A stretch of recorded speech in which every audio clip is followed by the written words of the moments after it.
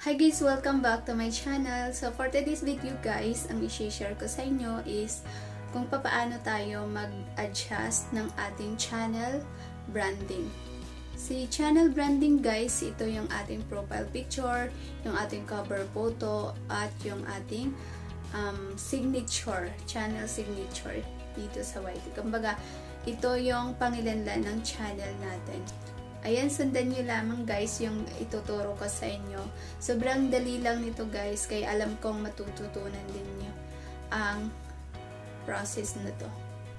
Pero bago ang lahat guys, i-subscribe ang channel ko at i-hit na rin ang notification bell para lagi kayong updated sa aking mga susunod na vlog. At simulan na nga natin ito sa pamamagitan ng aking intro.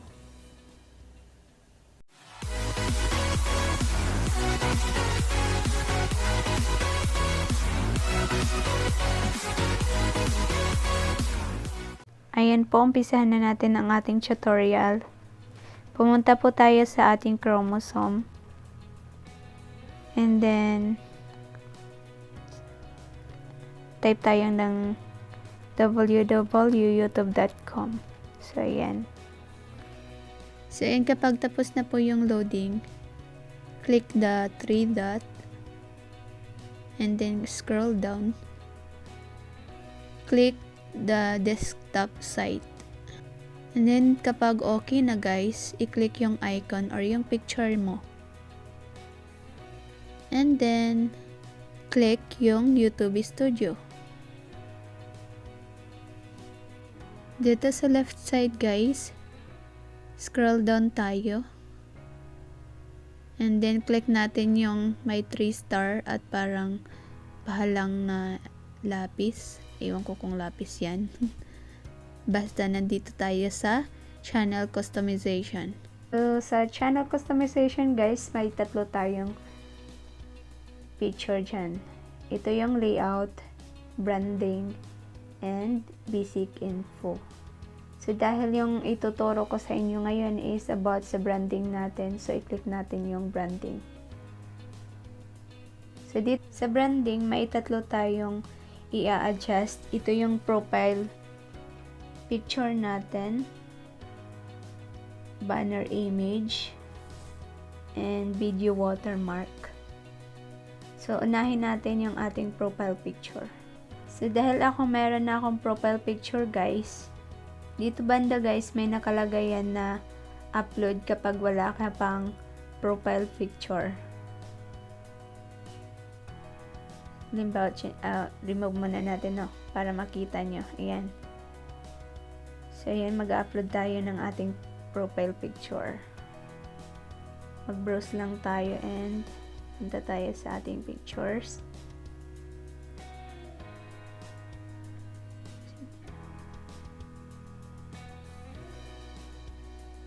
So, pili ka lang ng picture.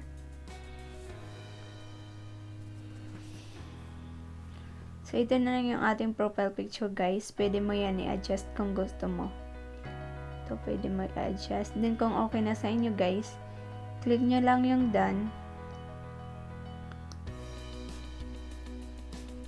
At saka pumunta na tayo sa ating banner image or yung cover photo natin. Remove ko muna ulit. So, yung cover photo natin or yung banner image natin, yung size niya is 2048 by 1152 pixel and 6 MB or less. So, ayan, mag-upload tayo. Browse ulit tayo ng picture natin.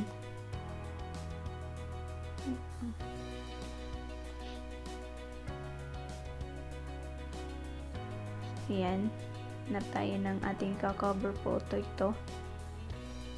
So, ito guys. Ito yung makikita sa ating cover photo ng ating channel. And kapag okay na sa inyo guys, click ulit yung done. So, tapos na tayo sa ating banner image. Punta naman tayo sa ating video watermark. So, yung video watermark guys, ito yung dito banda na maliit. At kapag nag-play tayo ng video, ito yung nakikita natin na maliit na picture dito sa mga videos. So, yung video watermark guys, may tatlo tayong pagpipilian. kung kailan natin gustong ilagay yung ating video. Kung gusto mo nasa dulo lang ng video, ito yung pindutin mo. At saka kung custom start time, kung sa start mo lang gustong ipakita yung video watermark mo, ito yung pindutin mo. And kapag enter video, ito naman.